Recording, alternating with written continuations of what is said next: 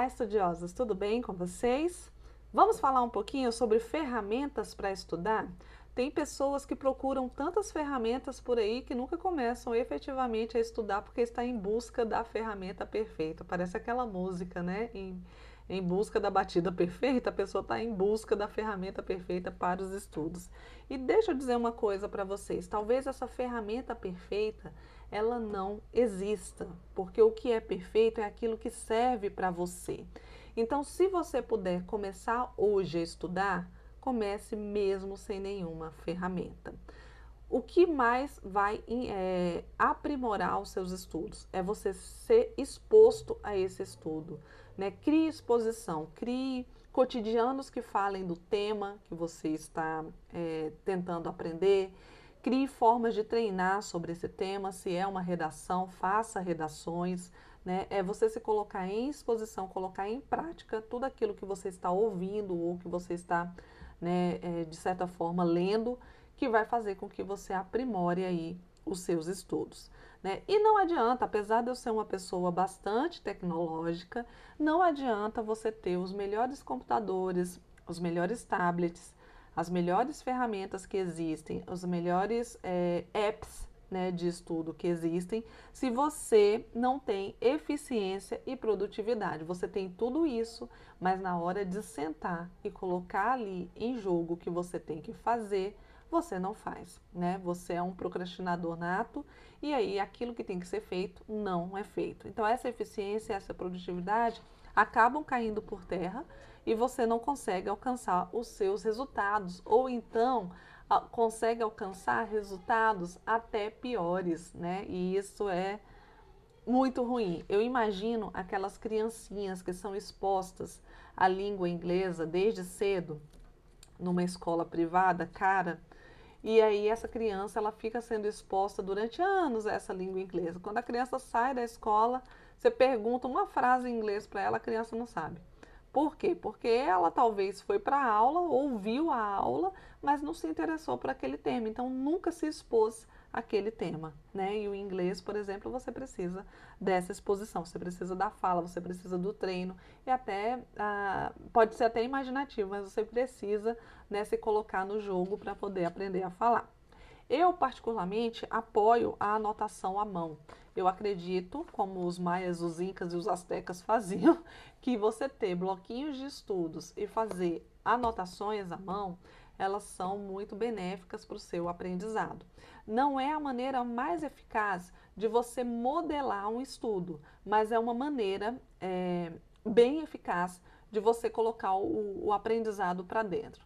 Eu estou na mesma vibe do professor Pierluigi, que diz o seguinte: que quando a gente escreve, a força mecânica que a gente coloca na mão é uma força que vai fazer com que o seu cérebro aprenda, né, de maneira sistemática ali aquele conteúdo. E eu acredito muito nisso, eu sempre faço as anotações, eu sou uma pessoa de escrita. Mas você não precisa ser igual a mim, você pode ser uma pessoa tecnológica, mas você tem que usar essa tecnologia em prol dos seus estudos. Não dá para você ser uma pessoa tecnológica que junta um monte de coisas nas nuvens, porque daqui a pouco chove e essas coisas da nuvem vai toda embora e você perdeu tudo aquilo que você, né, juntou ao longo de um tempo dentro ali do seu computador, mas não juntou aqui, ó, na sua cachola, não colocou a sua cachola para pensar. Então, olha só, vou dar uma estratégia, algumas estratégias aqui de como você melhorar o seu ato de estudar. Se você costuma ser daquele aluno que pergunta para o professor assim: professor, posso tirar foto do quadro? Então, e o professor autoriza você tirar foto do quadro, né? Porque o professor fez ali, sei lá, um resumo, fez uma cadeia de palavras, né? Montou alguma coisa ali no quadro que te chamou muita atenção. Quando você tirar essa foto, ou quando você receber os slides do professor, tem muito professor que trabalha por meio de slide e disponibiliza os slides para os alunos. Quando você tiver acesso a esse material, você não vai só guardá-lo lá na nuvem. Só guardá-lo é muito fácil, gente. Não faça chover na sua nuvem tecnológica. Você não vai só guardar, você vai pegar essa informação, vai usar da metodologia ativa mais eficaz que existe, que é sentar e estudar, e vai transcrever essa informação.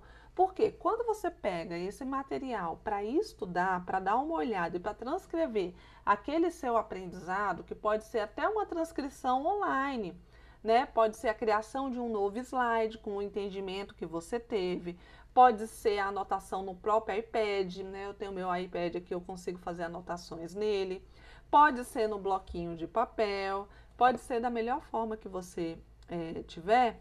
E aí, quando você faz isso, quando você faz esse trabalho, aí sim você está estudando de verdade. E pode ter certeza que esse aprendizado, ele vai ficar gravado em ti, né?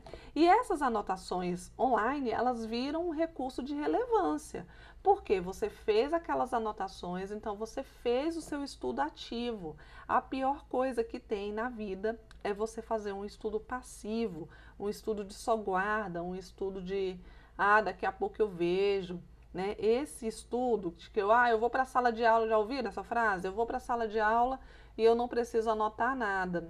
Eu aprendo tudo só ali na sala de aula, não preciso estudar em casa. Balela, mentira. Outra coisa que é mentira é, fulano não estudou para o concurso e passou. Mentira também. Ele tem ali, né, todo um repertório guardado dentro dele e é por isso que ele foi para um concurso, teve a boa sorte de cair coisas relacionadas a esse repertório, e é por isso que essa pessoa passou, porque se não fosse, não teria passado. E por último aqui, uma outra estratégia que você pode fazer para aprimorar mais os seus estudos é criar questões, né? Então você pega essas anotações aí, né? Então é uma sequência em cadeia. Vamos dar um passo aqui para trás. Você tem lá os slides do professor que ele te mandou. Aí você tem talvez uma foto do quadro que você tirou. Você vai juntar essas duas informações, vai fazer as suas anotações ativas, ou vai criar um novo slide, ou vai fazer anotações ali no seu iPad, ou vai fazer anotações no papel.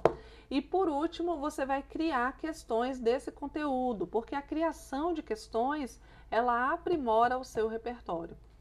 Quando você cria questões, você tem que pensar na questão, você tem que pensar na resposta, você tem que pensar em todas as relações ali que aquela questão ela demonstra, né? E isso te ajuda, né? Eu acho que a ideia de estudar por flashcards, essa é a ideia do flashcard, você criar uma questão em um verso do papel, né? Deixa eu abrir aqui meu bloquinho. Você cria a questão num lado do papel, do outro lado você coloca a resposta.